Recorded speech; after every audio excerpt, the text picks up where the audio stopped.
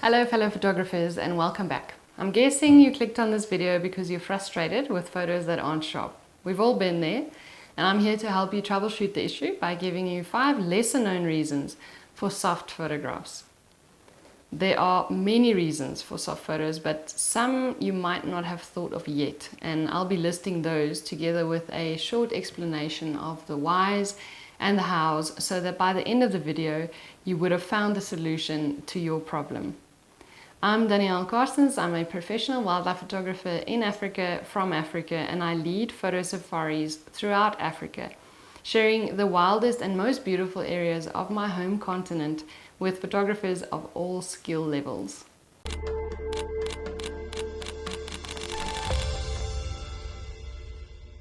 So you've done everything right, but you're still not getting tack sharp images. Or it's inconsistent. Sometimes your images are sharp as a pin, other times fuzzy as can be. As I mentioned, there are so many reasons for this, but some of these I've found to be very much overlooked in wildlife photography, both from my own experience out in the field as well as troubleshooting with my guests' cameras while they're out on safari with me. The first one is heat refraction. This must be the most overlooked reason for soft photos here in Africa. It's also called heat haze, and in a nutshell, it happens when light passes through layers of air with different temperatures and densities, and it makes the light to bend or refract. It can make it difficult for the autofocus to acquire focus, and even though it might eventually acquire focus, the resulting photo is still fuzzy.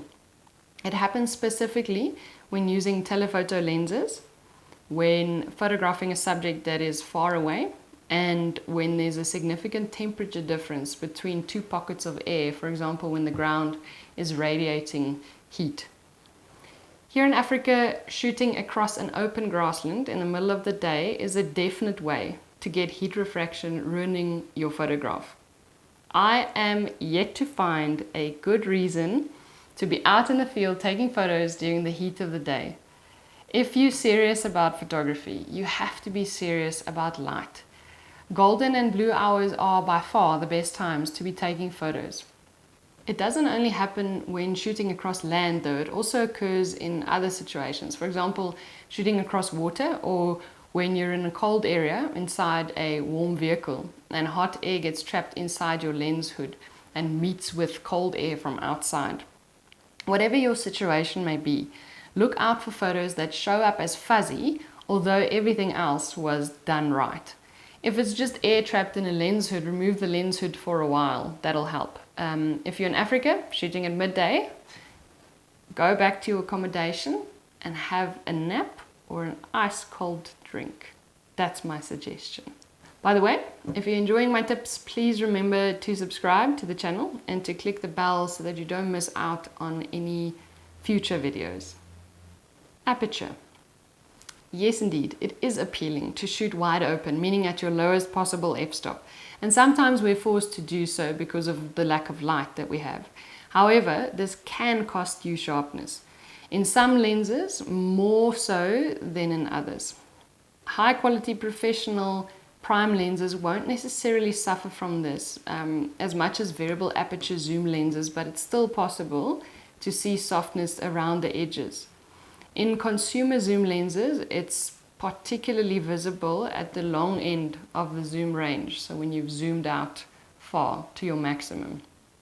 On the other hand, stopping down too much decreases image sharpness because of diffraction, which happens when light waves spread as they pass through small apertures.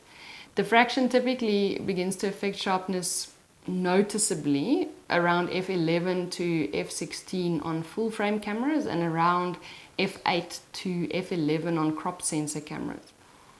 While stopping down initially improves sharpness by reducing lens aberrations, as I mentioned, going beyond the ideal aperture that I just mentioned results in fine details softening across the whole frame.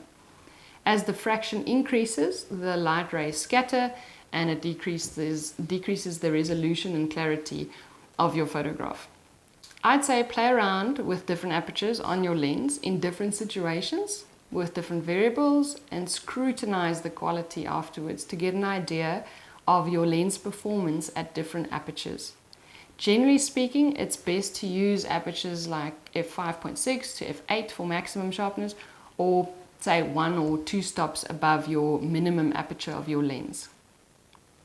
Teleconverters or extenders. Teleconverters introduce extra glass elements between the lens and the camera, which can decrease image quality, especially if the lens isn't high quality to begin with. Even with good lenses, you'll notice a slight loss in sharpness, again, especially at the edges and corners. Autofocus can become slower and less reliable, especially in low light or when converters are used with lenses that already have quite a small maximum aperture, so f5.6 lenses, and then you force the lens to go to f8 as its maximum. Some cameras might even disable autofocus completely if the effective aperture goes above f8, for example with a 2x teleconverter on an f4 lens. So just be aware of that. Personally, I would only use a teleconverter with a prime lens. I don't recommend using a teleconverter with a zoom lens. Maybe if it's a fixed aperture zoom lens, but most definitely not with a variable aperture zoom lens. Too much light gets lost, and I would rather maintain a faster shutter speed and a lower ISO and crop in slightly on the sharper image afterwards. More zoom really wins over quality. Before I purchased the Nikon 300 2.8 prime lens, and I used it with a 1.4 teleconverter, I did a ton of research to see how it performed with a teleconverter, and it turns out that this particular lens was made for use with the teleconverter. And although I did notice a slight decrease in quality and autofocus speed, especially autofocus acquisition, it was almost not worth mentioning. So make sure to do your research before buying. Overcropping. Many times I've sat with a guest of mine and they cannot figure out why their photo looks soft. They mention that their focus was spot on, their ISO is low, their shutter speed was fast enough, and the first thing I ask is, how much have you cropped it? Usually it's been cropped into oblivion. Cropping afterwards is not the same as zooming in while you are taking the photo. This might sound obvious to some of you, but I promise you it is a very, very common misperception. By cropping afterwards, you're cropping out precious pixels that you paid good money for. It's sad to see a 45 megapixel photo be cropped into an 8 megapixel photo and lose most of its quality. Remember, your goal is to get as close as possible to your wanted composition in camera rather than relying on cropping the photograph later. Autofocus calibration issues. This isn't a common issue, but if all else fails, remember this one. Autofocus calibration issues cause soft photos when the lens consistently focuses in front or behind the subject, so front or back focus. Basically, the camera doesn't focus where you placed your focus point. So you can see on your playback, if you have your focus point on, that the focus is not there. This often happens with fast lenses and shallow depth of fields when accurate focus is crucial. One solution is to use the autofocus micro adjustment feature in the camera, or calibration software, or lens docking stations to fine-tune focus. My suggestion would be, though, to take it into a professional service center that will recalibrate the camera and the lens together. As a temporary fix, manual focus will be the only option until the issue is fixed, and I use my focus peaking when I use manual focus. That's really helpful. I hope this gives you a few ideas of issues to troubleshoot when you think you've checked everything. Let me know if it's helped you to get sharper photos out in the field, and thanks so much for watching. Until next time, keep well. Bye-bye.